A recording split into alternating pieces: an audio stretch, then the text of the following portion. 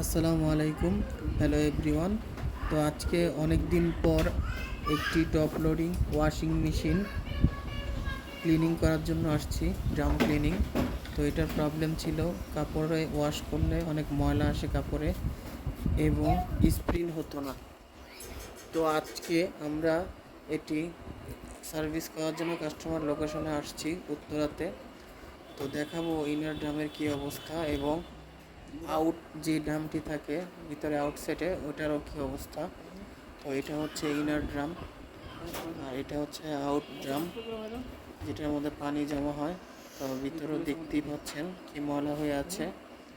তো এটার বয়স প্রায় 7-8 বছর এরকমই হবে। এই পর্যন্ত এখনও ড্রাম ক্লিনিং সার্ভিস নেওয়া হয় নাই। তো এটার দেখতেই পাচ্ছেন ভিতরে কীরকম অবস্থা। তো এটার যে নাট থাকে ওই নাটটাও একদম নষ্ট হয়ে গিয়েছে, যেহেতু একবারও খোলা হয়নি কিনা পর্যন্ত। তো আমরা এই প্রথম খুললাম ড্রাম। তো আমরা নতুন একটি নাট লাগিয়ে দিব।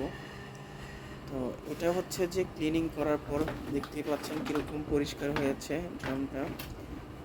তো এভাবে আমরা হোম সার্ভিস দিয়ে থাকি সব সময়। তো এটা ক্লিনিং করলে অনেকগুলো সুবিধা পাওয়া যায়, যেমন কাপড়ে ময়লা আসে না, মেশিন আগের মতো স্মুথ চলে, ভাইব্রেশন কম হয় এবং কোনো প্রবলেম দেখা দেয় না বা ঝাঁকুনি আসে না।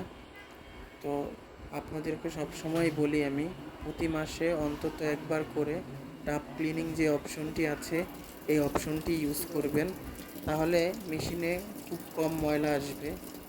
আর অবশ্যই প্রতি সপ্তাহে একবার করে ফিল্টারটা পরিষ্কার